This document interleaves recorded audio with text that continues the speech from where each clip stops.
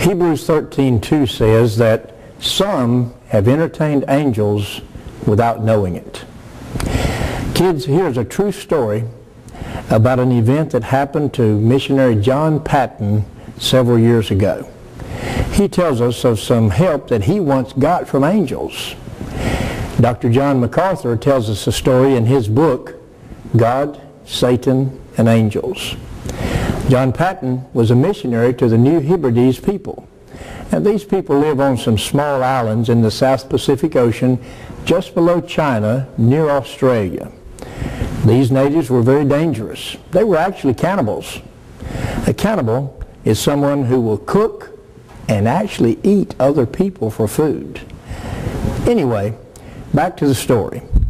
John Paton and his wife were living in a small hut on the beach, and they'd been preaching the Word of God to these New Hebrides people, trying to introduce them to Jesus Christ and His message on how to be saved.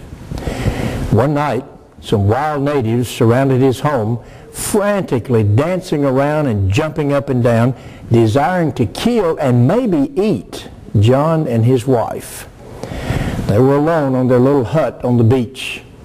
They realized that there was no way that they could protect themselves against these wild cannibals.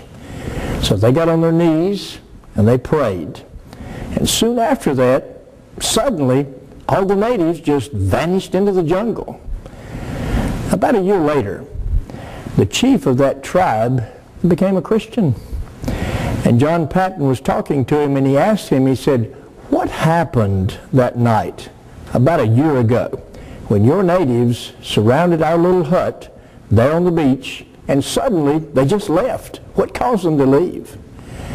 The chief replied back to him, "We left because of all those men you had with you." John said, "There were no men. It was just me and my wife."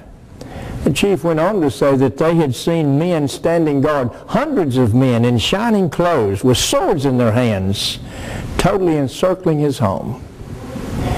Now kids, let me ask you, did God send a large force of angels to protect His missionary servant, John Paton? Remember our verse, Psalm 91:11, where He said, "For He will order His angels to protect you wherever you go."